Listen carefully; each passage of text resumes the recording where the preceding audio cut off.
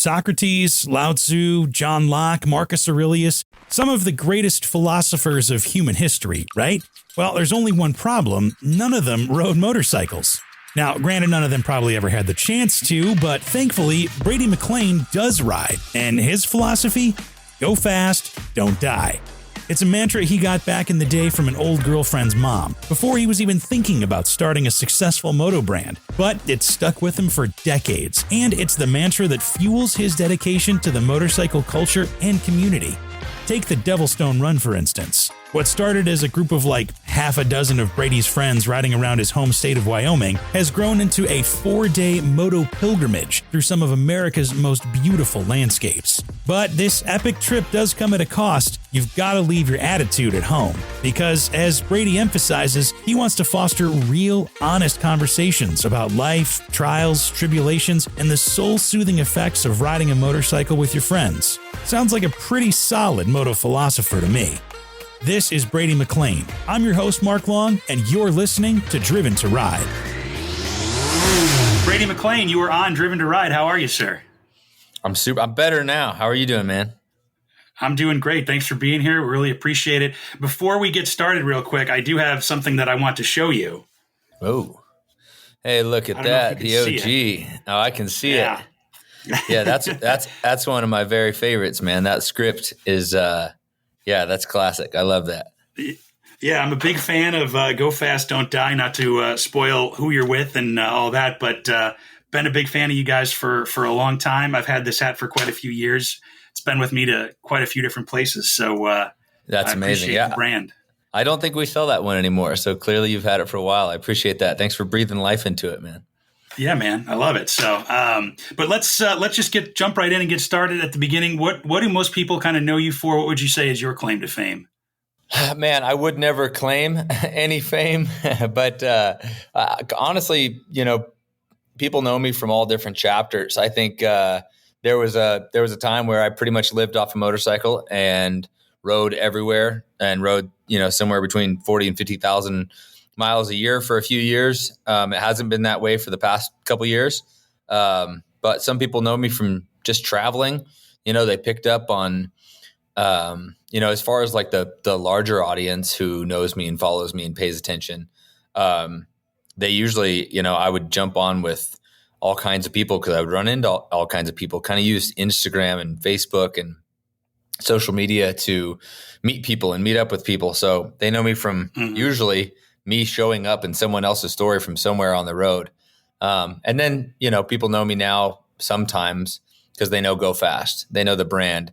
And I try to hide behind that. I try to not it's not about me. It's not about any one of us that kind of work on it. We always say the brand is like the muse and we're just here to serve it. So, we kind of get our marching orders and when we go to work. So nice. So when you say Go Fast, what is Go Fast? I know it's a short for something. Yeah, Go Fast, Don't Die is, for me, it's a brand. I think brands drive culture. Brands drive people to go, okay, I want to be like that thing. When you look at how people interact with brands, how people represent brands, they put something on themselves, and they're, we're from Wyoming, so branding here means you're burning cattle and you're saying this is mine. This one's mine. This one's mine. And a lot of people now, they brand themselves. They say, I belong to this thing. And so Go Fast, Don't Die is a brand that we invite people to belong to. And the kind of crux of what it takes to quote unquote belong is that we're encouraging people to live their best story. That's kind of our mission statement is to contribute to the culture and community that inspire our existence. So we're trying to just breathe life into them and encourage them to live a story that they'll be stoked about at the end. So, and we are a lifestyle apparel brand. So we, sell clothes that people can wear and hopefully when they put it on, it means something to them. Yeah, for sure. Well, I mean, I've always been attracted to Go Fast, Don't Die because of the authenticity. I lived for a couple of years out west in Boise, Idaho. So it does kind of have that Western vibe to it, which is super cool. So I've been a fan for a long while. So it's, like I said, it's great to have you here. But let's, it sounds like you've got a hell of a story to tell. So let's start at the beginning. How did you get into motorcycling to begin with?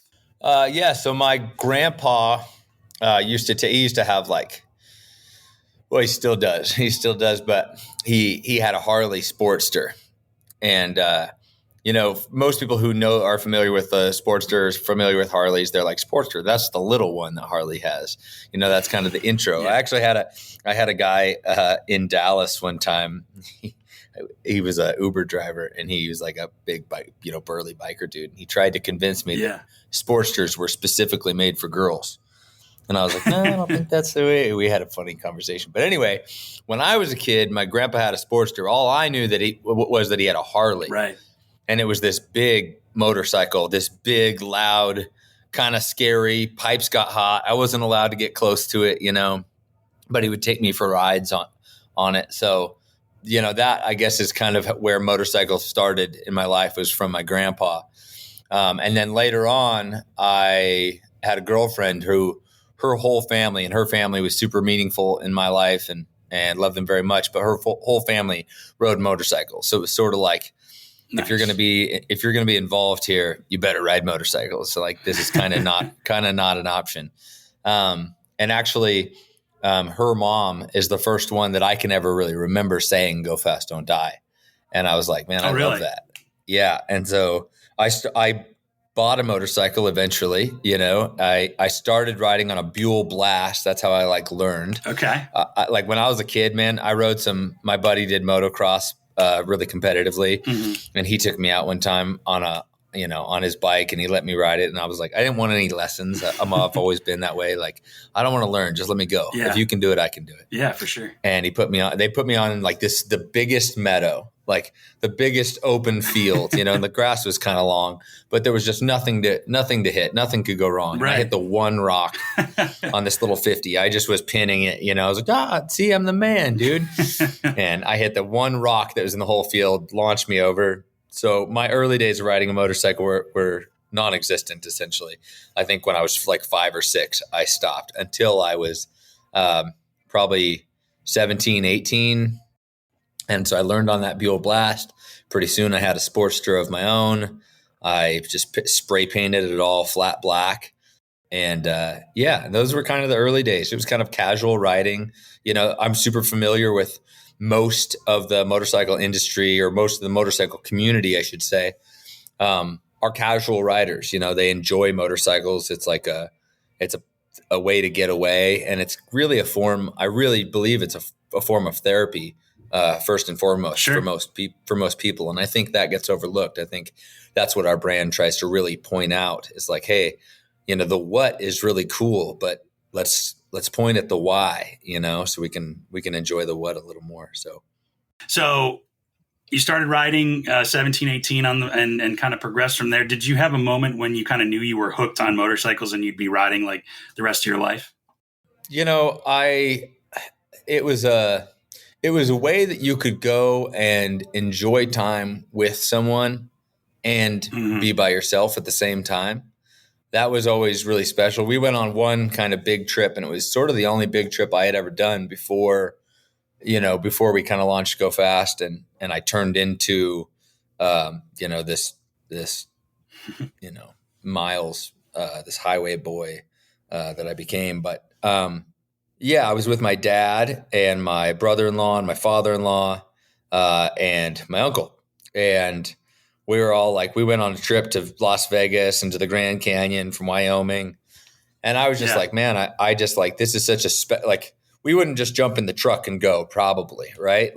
And if we did, it would be I don't know, we'd all be sick of each other pretty quick sitting in the truck, And so being on the motorcycle, I'm like, dude, I'm right next to my dad, and he's having his whole own experience of what this is right now. And I'm having my whole own experience, and we're sharing it. And we're going to get to the end of this, and everyone's going to want to talk about whatever they just went through, and we all went through it together, but it was also different. I think in that time I was just like, this actually is, this is more than just a cool piece of machinery that goes fast. This thing, the cliche saying is 4 wheels moves the body and 2 wheels moves the soul. And then on that trip, I'm like, I get it. I love that. I get it. So, I think there have been a number of trips, but that one was probably the first one I can remember where I was like, this is something more than just what it is on the surface. Yeah, it's like a collective zen, I think, where you're focused on, operating the machine and just rolling down the road, but you can do that in a group. And I think that you kind of put it in a great way that it's like it is alone together, which is special. Yeah. Yeah. And it kind of, I'm super, if you couldn't tell, I'm super ADHD or neurodivergent or whatever they call it these days. And something about having my butt planted in the seat and my hands, on the bars, my feet on the pegs, and the constant changing of the scenery in front of me, it lines up the cogs in my brain to actually be able to think about one thing for a while. And yeah, for sure. Honestly, like there really is no other environment where I can really do that. Sometimes, out in the woods, I like to go into the deep woods by myself and just, go be away from everyone, which is really easy where I'm from. But sure, that and a motorcycle, and really the motorcycle is number one by far. It just allows me to think through a complex issue or, something big. Because oftentimes my brain's going bang, bang, bang, bang, all over the place. Yeah, and so that thing I think is really, really special. And I'm sure I'm not the only one who feels that way. So no, I'm right there with you, man. It always seems like if you got a problem or you need to just get away for a minute, that's kind of a good way to get away. And just like I always tell people, you have to focus on operating the machine. You can't necessarily think about anything else. And so that helps you focus. And I think that it's almost like shower thoughts, it's exactly just away from everybody, away from all the distractions. And you can really just start to unpack things that have kind of piled up into your mind. So I'm totally right there with you, man. Talking about kind of the neurodivergent, ADHD, whatever you want to call it, is dealing with that where the phrase destroy what destroys you mean? Because that's all over Go Fast. Yeah. So destroy what destroys you was actually written. There was a place that I stayed in West Texas, which it was a terrifying place, actually. Like it was one of the only places I ever left in the middle of the night. Like, oh, geez. I've camped at a lot of really weird spots. Sure. And I've been sketched out before for sure. Like I've ridden through central Mexico by myself, and I've been in a lot of sketchy situations. But that one, I ended up like packing up in the middle of the night and taking off, and I was like scared because it was like super dark, and I don't know if anybody's ever been to West Texas, that the vibes over there are already like super weird. It was like, have you ever been to Marfa? Are you familiar with Marfa? I know of Marfa. I've never been there. Yeah, Marfa. So like people probably recognize it. There's that like Prada store in the middle of nowhere. That's Marfa. Right. But that whole area is just full bananas, a lot of oil. Anyway, blah blah blah. That was written on a wall out there, and most of our stuff comes from the road. It comes from lessons learned on the road, thoughts had out on the road, because that's where it sort of comes to life, or that's where the muse speaks to us. Yeah, I suppose you'd say. And it just spending time over thinking about destroy what destroys you. I think motorcycling has always had sort of this, or the motorcycle culture has always had a sort of this like kind of tough guy, like bravado, and a lot of that's ego driven. And we've always been pretty against, I mean, not against that, but it's more just like a lot of guys who are presenting in that way, they're generally masking something. They're using that as like, that's a safety thing. Sure. That's a way for them to feel safe, and I get it. I totally get it. And motorcycles and that whole thing. For me, it's like, whatever that is, let's not just mask it and like shut the door behind it and say we don't open that door.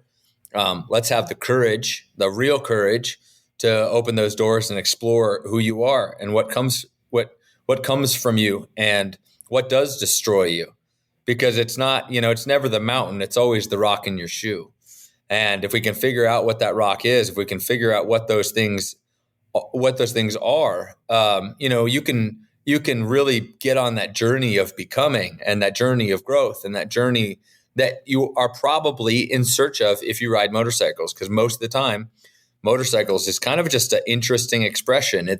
If someone wants to ride one, they probably are in pursuit of a better story for their life, or a deeper story for their life, or a more exciting story for their life. And motorcycles, they think, that's the catalyst. And fortunately for them, it absolutely can be. Yeah. Yeah, for sure. There's a lot packed into those four little words, man.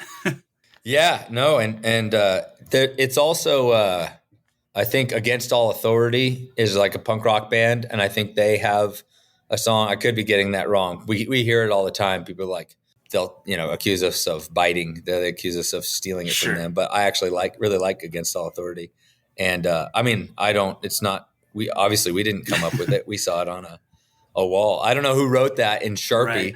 on a wall in West Texas. I would love to find who did that. But yeah, just super rad, man. I think the simpler you can put anything, the more it can translate. So I've got I mean, we could probably put thousands of pages on what that Right. means, and all of like what that means in a journey or what it looks like in someone's individual journey.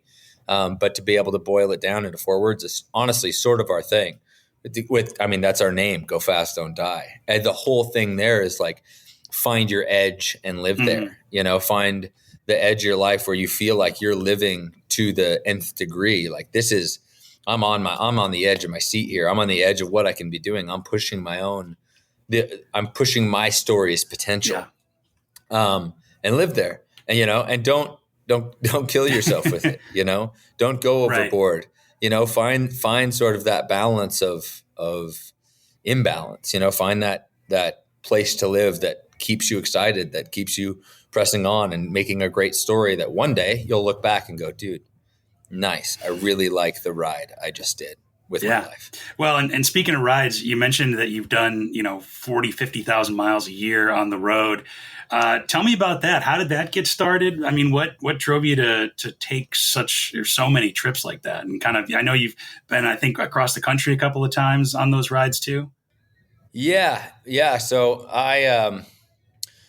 before we really even started with Go Fast, I think Go Fast was sort of, a lot of people kind of have their small, like between friends brands, their little thing. And like, this is our little crew and this is our thing. And we got t-shirts made and that kind of stuff. Oh, nice. Yeah. And that's kind of what Go Fast was. We have and had a marketing agency here in Wyoming. And so we had a designer and I had them some, logos and just like we made some t-shirts, just a few. Mm-hmm. And then my life kind of just got, kind of turned into a country song. Just one thing went wrong after another, till finally, like I was in such depths. I was in such like, kind of all I really had was my motorcycle. Okay. And that was really like the only way that I saw to quote unquote get out, of the situation that I was in. And the situation was bad enough that I'm like, I would take anything. And I can't kill myself because my mom might find me and that I just can't do, I couldn't do that. So if that's not an option, what can I do? And I'm like, well, I could go live really recklessly. Sure. And I might die out there and that kind of won't be my fault. And I can go out on a high note. I wasn't really happy with the story I had lived until then, that far. When I actually looked back on my story, I wasn't super proud of it. I wasn't super stoked on it. There were bits and pieces I was super grateful for. Mm-hmm. But there wasn't much of a story there. If you were to make that story into a movie, it would be a tragedy, I mean, and I'd be the main character in a bummer of a movie. And I was like, well, if I'm going to die on the road, which kind of was, I don't know where that came from, but that's just sort of what it felt like. I'm like, I maybe got a couple years to go tell a new story. Mm-hmm. And I just got on my bike, dude, and took off and just started saying yes. Like, hey, you want to go to here? You want to do this? You want to do this? You want to do this? Yep.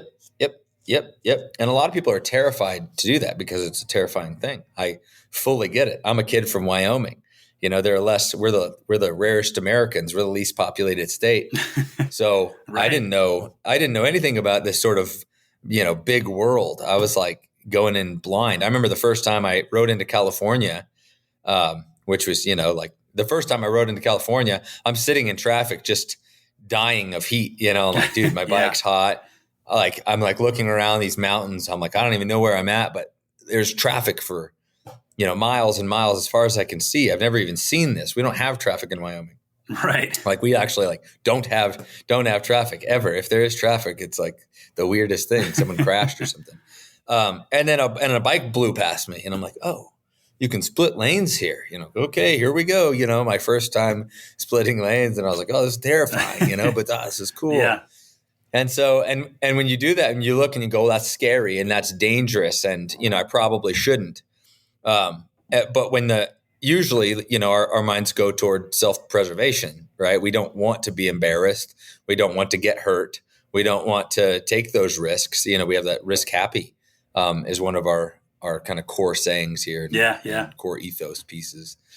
And yeah, man, like when it was sort of like, well, I'm down to die. If it kills me, that's not necessarily the worst thing that could happen. The worst thing that could happen was I go back to how I felt, when I left. Sure. So I was just stoked, man. So, from doing that to like running away from cops in Mexico and like charging past through states and just breaking laws and being insane, and doing the dumbest stuff. We went on Mexico's highest suspension bridge, and everyone were like all doing wheelies and like standing up on bikes and just like it. And it wasn't even about, like some look cool on Instagram.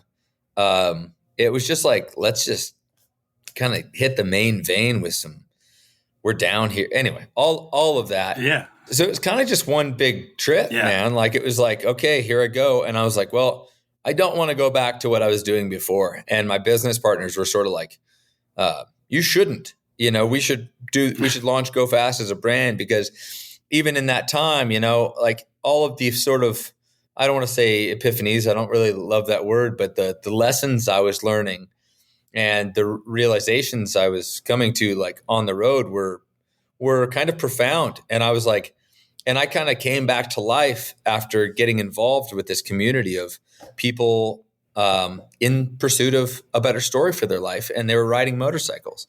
And, there's this really special thing, like, people don't wave at each other when they're driving their cars down the street. They right. They're annoyed that someone else is there, Is there like a lesson, like the biggest lesson or the most profound lesson you kind of learned during that trip? Oh, man.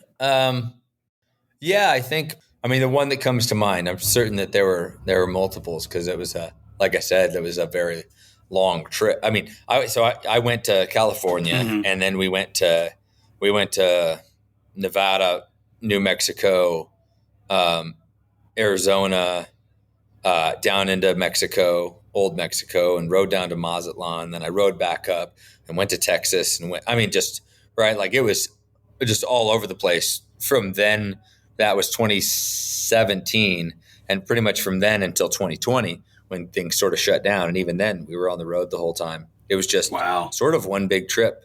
It was lots of little trips, but it was one big trip in multiple countries and all the states. And but the one time, so right when I had left Wyoming, the first stop was in Las Vegas, and my buddy had a deal with these hotels, so I got this hotel for a pretty good price, and I got it for 2 nights, and I was staying in Las Vegas, and right across the street from this hotel is a place called Hogs and Heifers. It's like a kind of classic biker bar, or I don't know. Some people will go clear across the country to go there. And we had gone there on that trip that I was telling you about with my dad and brother-in-law, father-in-law.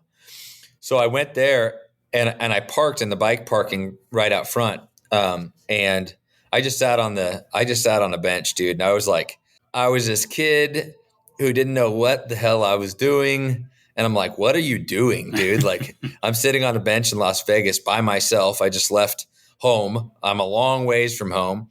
I have no idea what I'm doing. Pretty much all the money that I have to my name is in my wallet, which that was a crazy story too. I dropped that wallet. I got pulled over and had to get my ID, and I put it on the top of my pack and gave him my ID. And then he came back and gave me my ID. I put it in my pocket. This is the same trip, same spot. Sure. In Las Vegas. And I put my ID in my pocket and left because I was like, oh my gosh, I thought I was in big trouble and all that. Yeah, you rattled a little. And I drove off, and my wallet was on top of my pack. And like I had all my money was cash right there. And so I drove all the way back to the hotel and then realized I didn't have my hotel key and it was in my wallet. And I was like, oh my gosh, like all my money, all my stuff, like my, all the stuff, like everything I've got, my credit cards, cash, everything. And I rode back there, dude. And it's like one of the busiest intersections in Las Vegas. And it like, like homeless people chilling all over the place. And my wallet was still there. And I was like, dude, God smiled on me that day. Wow. But anyway, back to the question. There was a Canadian dude, sitting outside, kind of your classic, biker looking dude, big belly and had a do-rag bandana sitting there. Sure. And so I'm sitting on this bench, just kind of catching my soul breath of like, what are you doing? Yeah. We've left now, Yeah. I was out of Wyoming, which I think it was March. It was like the end of March. So Wyoming was like, it was literally freezing when I left. It was 32 degrees. Yikes. And so I got down there and this guy goes, this guy's like probably 10 feet away from me. He goes, is that your motorcycle? And I kind of didn't realize he was like even talking to me. And I looked and I was like, oh yeah, that's mine. And he was like, who hurt you? And yeah. So for context of the story, before I left, I had signed divorce papers. Okay. Before I left Wyoming. So I was in a season of like pretty hurt, but I didn't know I was wearing it on my forehead. You know what I mean? Right. Yeah. Man, so he goes, who hurt you? And I was like, how do you know me? Like, what do you like? That's a pretty, seems like a pretty specific question. Yeah. And I looked at my bike. I'm like, what do you mean? And he's like, are you out here with any friends? And I'm like, no, it's just me. And he's like, yeah, people don't pack up a bike like that. You're from Wyoming, you're a long ways away from home. People don't pack up a bike like that and, run out by themselves because everything's going great. And I remember just being like, wow, dude, you don't know my story at all. You don't know what I've been going through. You don't know anything about me, but you've looked at a motorcycle and a guy sitting here and all of a sudden, everything about me somehow, and how to ask like a book, man. Exactly. And how to ask, cut straight to the core, like, the exact question to have a really deep conversation, a really meaningful exchange with someone. And you have the courage and the curiosity to do that. And I was like, this community is different than a lot of communities. A lot of communities, are very superficial. They would talk about, and even the motorcycle scene, a lot of people who maybe aren't as secure or haven't been hurt as much as this individual was. He knew me and he knew what he wanted to talk about. He knew how he wanted to point me. And I needed someone to talk to. Strangely enough, it was a overweight biker that day. And I realized that I'm not alone in this. I'm not the only one out here in search of a better story, in search of some healing, in search of some understanding. This is a whole thing. And, that was sort of the beginning of like, I'm going to pay back this community. I'm going to live in service to this culture and community and try to, where I see improvements we can make as a culture. I want to just open the space for that. And where I see opportunities where we can deepen as a community, I want to make space for that. And that's really the heart of the brand, right? That's the heart of what Go Fast is. Yeah. Yeah. One of the things that I've noticed is because I subscribe to your guys' newsletter. And, you guys have the usual sales emails and stuff. And, there's always some attitude in there, which is cool. It always sticks out. But it's like every Sunday, I think, you guys kind of send out an email about like life advice and, kind of spreading your philosophy and kind of have these different mantras and stuff. And it really sticks out in my head. You guys are very like mental health conscious conscious about just a lot of the stuff that you're talking about. Where did that come from? Like, to start that kind of life advice with the newsletter, and what's kind of been the response to that? I think it's maybe the most important thing we do, that email. And you'll notice, there's never a sale attached to that. There's not products attached to that. You actually have to work pretty hard to be able to click to get to our website from that email. And for me, it's always been a brand. And thank God for my business partners, or we probably would never have, made a dollar on doing any of this. But for me, it's a brand, and a brand means something. And it's like we say, your life, not your words, is your story, right? Not your words or doctored images is your message to the world. And I saw, I guess, a lot of brands kind of popping up in the world. And it was like when you'd learn and they'd be super cool, like cool designs and cool apparel and like cool products. And then you'd look and like you find out who's behind it. You're like, hey, do you want to go ride, or do you want to go, I don't know, do something, or come to this camp out we're doing, whatever. And it was like a lot of times the people behind it they didn't care for a community. They didn't care for a culture. They didn't care that they're contributing. They were just kind of culture vultures, as they say. And I was like, man, we need to do something that is only in service. I want, obviously we sell things and people like buying our stuff. People like wearing our stuff. So, that's not a bad thing. That's not an evil thing. That's a good thing. And I love to offer somebody something without any expectation. That would only serve them. There's no like, oh, and this thing at the end, I don't want, I love that idea. Yeah. There's no gotcha. Exactly. So we, On Any Sunday was a motorcycle film. I'm sure you're familiar with it. We came up with this, we were doing this like On Any Sunday email, and then it turned into On Any Someday email after we came out with because the idea would be that we're encouraging people, we have this hat that says someday isn't a day on the calendar. And we're encouraging people through different stories, any way that we can possibly say. We're essentially saying the same thing every week, which is go live your very best story. And we're trying to give people tools and ways to think and perspective and philosophy on what that could look like, might look like, should look like. And then some artwork that they can save that we made for them, we made for you. And hopefully they can save that as a reminder to that story so they can bring it into their week and go, okay, cool. Here's how I'm going to make my week better. Here's how I'm going to make my story better. And Go Fast, Don't Die. If we are the brand who's encouraging people to live a better story with their life, what could we do to actually do that, actually help people? Because we can't, we do a DevilStone Run every year, which is a ride where we invite people to come and ride with us and show them our neck of the woods. Well, it's sold out every year, and we don't want to make it any bigger because it's intimate. We don't want a giant thing where there's tons of people and nobody connects and makes friends. We want a small, intimate, even as big as it is, which we get we try to cut it at 250 or 100 people or 150 people. Okay. It always ends up being 200 and above because we're not great at when people are like, hey, can I please come? I really want to come. And two of my friends are coming. We're like, yeah, we'll find a spot for you kind of thing. Yeah. But, even then it's kind of big to be able to really make that connection. So yeah, we're like, well, I'm sick of sales emails, and nobody needs another sales email in their inbox, it's I don't know if you want to say, I have a weird feeling. I have a weird relationship with selling anything to anybody. But so I want to say sales emails are a necessary evil, but they're not evil at all.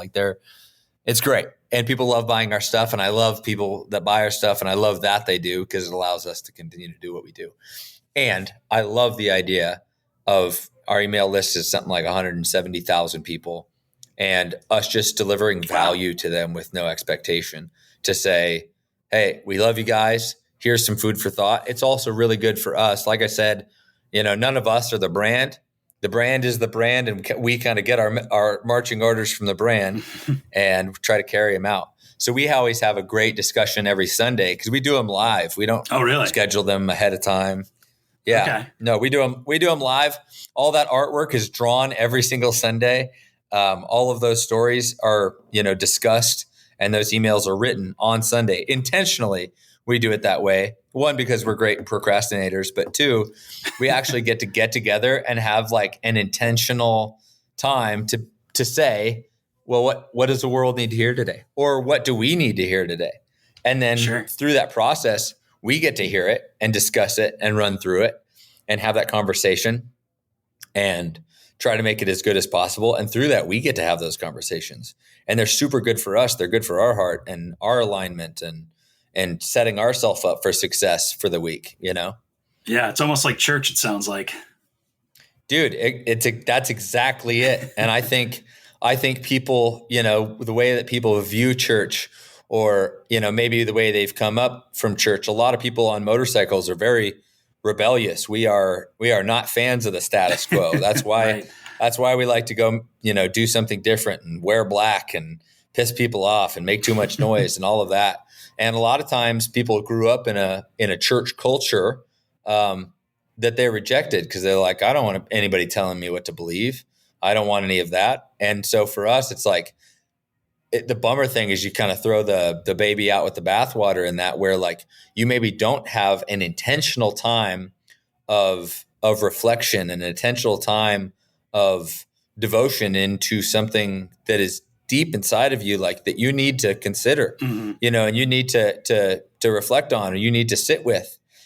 So yeah, it is a lot like that. It's we think of it a lot like a secular sermon, Yeah, no, I love it. I mean, it's funny because you'd think I'd, expect it every Sunday, but it always seems to surprise me every time. Like, oh, I forget that this is coming up. So I always try to give it a read, and it does make you think and give a little self-reflection time. So, and I imagine that's amazing. Thank you for sending it out. But I imagine then, the DevilStone Run that you guys put on every year is like kind of almost a retreat then. Can you tell me like where DevilStone Run came from, where the idea came from, what the run is? Just tell me everything about it. Yeah. So I rode from Wyoming to Born Free 10, and I did it in like 27 hours. I think it was like, I rode just straight through. It was and in that time, man, that's all I wanted to do, is just crazy rides. I just wanted to say yes to everything. I wanted to do stuff that would make people, or would make me doubt myself. Right. Mm-hmm. So I rode, it was so hot that year. I rode into Las Vegas, and my pipe actually like melted in half. Like, oh my God, it had got a crack in it or something like that. And just whatever it was, it broke in half. And so at like 2 a.m, shout out Holden Pruitt, my buddy Holden, who I'd run into when I was on my way down to Mexico. He used to work at a place called Main Street Moto. Okay. In Vegas. Great dude. Awesome dude. Stunts Harleys, like just a nutcase. Really, really dope dude. But anyway, I was going to meet up with him to ride down, and then a couple of his buddies, which became my friends. But at like 2 a.m, we found a pipe, which is the most insane thing in the world, because, being in Wyoming, you're like, you're not going to find an exhaust pipe for an 03 Dyna, just someone's got one laying around. Well, right. Anyway, this awesome stunt rider, I can't remember his real name or his stunt name right now, but he had one laying around, and he was up at 2 a.m. And so we got one back on, and I like tied it with wire, because we didn't have all the mounting brackets and everything. All of this is, by the way, not necessary. Rode to Born Free, got there at like 10 a.m. We slept for like half an hour in the night, and then we had to leave again at like 5 a.m. because it was so hot in Vegas. We wanted to leave before the sun came out, so we didn't have to ride through the desert and the hot sun, because it was already like 119 without the sun. Got to Born Free, did the whole Born Free thing, lots of parts of that story. Went back home, and on my way back home, when I was almost home, I was like, man, the best part of that ride was riding out of Wyoming. Sure. And so I'm like, but I just rode all the way to California, to, ride Tribuca Canyon and these cool little spots, beautiful spots. Yeah. But I think the best part of the ride was, going through the Tetons and up over the Bighorns and going to Cody and like riding through Wyoming, where there's no traffic. It's the least populated state. I would like to invite people to come back to where we're from, so we can show them our neck of the woods. And I just thought about it. I'm like, okay, well, what route would we take? And I'm like, well, I'd probably start at Devil's Tower, because that's on the east side of the state. It's the nation's first national monument, which is in our state, which is pretty cool. Yeah. And I would just ride straight west, because Devil's Tower is cool. It's something to see. It's not super pretty, and the country over there isn't super pretty, but it just gets better and better as you go to Sheridan, and Sheridan's beautiful, good people. It's a beautiful community. And then the Bighorns are a blast, switchbacks and trees and mountains. And, right. waterfalls and all that stuff in the Bighorns, and not very populated. So we can all ride up there pretty safely and have a great time. And then you enter Cody, which is the entrance to Yellowstone. So then we're going to go through Cody, Right. which is a beautiful town. And then we're going to enter Yellowstone. They're going to go through Yellowstone National Park, the nation's first national park, through Yellowstone, come out the other side of Yellowstone. Then you have the Grand Tetons. And you're going to be like, dude, this was one of the most beautiful rides of my life as far as terrain. And we'll do so with, we'll set the culture to say, hey, everyone here is looking out for each other. This isn't a act tough kind of thing. This isn't, like no one cares, right? And to all the tough guys out there, you can just take the weekend off and none of us will tell anybody that you weren't the toughest guy ever for the weekend. And you can actually just have conversations and enjoy yourself and write in a coloring book if you want to. You're actually just going to take this weekend off and we're going to have a great time and ride motorcycles like we're supposed to, right? And so that was kind of the beginning of DevilStone. We started it. I kind of pitched the idea when we got home, and it was like, we were like, well, this will have to be next year, because Sure. It's going to require some planning. And our buddy PJ, who he owns a company called Surf Wyoming. He's like, oh, you should do it this year. You're like, just go. Who cares who shows up? Just go do it. And he's like, I'll sponsor it. And he gave us $1,000, which is enough to like put together a few things, and got some t-shirts made and whatever. And then we invited people. And I think it started out as like 5 of us. And by the end of it was maybe like 30 of us. Nice. And I was like, dude, that was awesome. And then the next year, I think it was probably like 80 of us, something like that. And then pretty much every year since has been sold out. Wow. And there's a lot of repeats. So a lot of people have been coming for 5 or 6 years. They're like, dude, this is all I look forward to. I don't go to Sturgis anymore. I just go to this ride. And it's just real, man. It's just community. Nobody has to fake it. Like everybody just has permission to just enjoy themselves. You don't have to hold up some bravado. You don't have to hold up some status or act like you're better at riding than you are or tougher than you are. No one cares. No one cares. And no one's going to tell anybody if you just, be nice and go home, and you can go back home and be your badass self this weekend. Just chill. Well, bringing it back to Go Fast, Don't Die, what has been the most maybe fulfilling or rewarding part of building this brand and serving the motorcycle community for you? It's 1,000,000%, no question, no close second. The people's lives, people are changing their life. We get messages, if not daily, weekly, talking about something we did that inspired somebody, or just was just the little push they needed, or the little piece of permission they needed to go and do whatever the thing was that made their story better, so that when they get to wherever they get to, when they look back and they go, what did I do with my life? They get to look at one piece and they attribute this beautiful, sunshiny, like warm memory with our brand and work that we've done.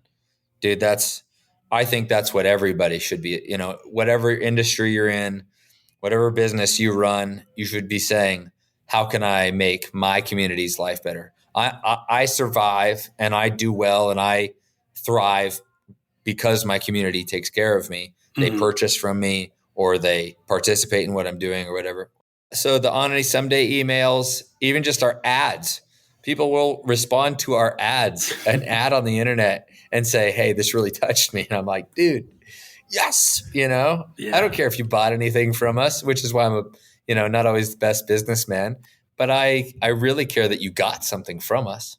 And that's my favorite part. People tell me all the time about how their life is better.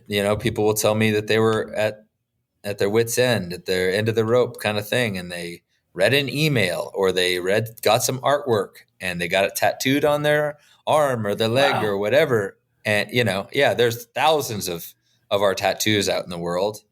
And, or people will be like, hey, I ran into this person in the airport and they were wearing a Go Fast shirt and I was wearing a Go Fast shirt, and we ended up chatting for hours and now we're friends and we're going to go to this thing together. I'm like, dude, our community is we've officially done it, right? When the goal was, we're going to contribute to this culture and community that inspire our existence, we have done it. We have contributed. We continue to contribute. And on the day that we have nothing left to contribute, I would say that's the day our doors close and we hang it up. I love it. I just got one more question for you, Brady. Fire. Do you ever get tired? Oh, man, I live tired. Yeah, dude. Because you're just doing so much. You're running all over the place. You're riding thousands of miles all the time. I mean. Yeah, I got this tattoo on my hand. I don't know if you can see it. It says, "The work is never done." And I think a lot of times we do this thing where, like, if I do this, especially people that think they need to, earn their place or earn their worthiness by achievement or by work. I'm very much in that camp. We work really hard and we kind of think if I work this hard, eventually I'll get to this place eventually. And it's that someday syndrome that we talk about. Everything we talk about, it mostly comes from because I have so many issues that I get to address my own issues and I understand them so well because they are my issues. Right. And that's why I can speak to them or why we can speak to them. But absolutely, yes, I do get tired. I'm such a nut about my health. Yeah. I wear a little sleep and performance band that tracks my sleep. It tracks my heart rate. It tracks all my stuff. My diet is rock solid. I try to sleep well. I work out, twice a day, most days, doing jujitsu, CrossFit. I coach CrossFit. Wow. Absolutely. I get tired. And if you're not getting tired, find something that is worth getting tired for. I love it. Yeah. I'm going to have to probably steal that from you. I'm not tired. I live tired. I just exist there. I don't know what it's like to be not that. I'm tired, but I'm inspired, Sure. And if you're tired and inspired, you've got plenty of fuel. If you're not tired and uninspired, you're probably sitting on a couch just, I don't know. They probably just call that anxiety. Yeah, exactly. Well, Brady, it's been a fantastic conversation. Thank you for being here and sharing your story and the story of Go Fast, Don't Die. And, I've got the DevilStone Run on my bucket list, man. So maybe we can make that happen.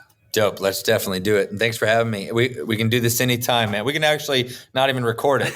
We can just jump on and chat. I love podcasts because we actually get on and have an intentional conversation with someone. And it seems like we do that. I do that more on podcasts than I do just in regular life. Sure.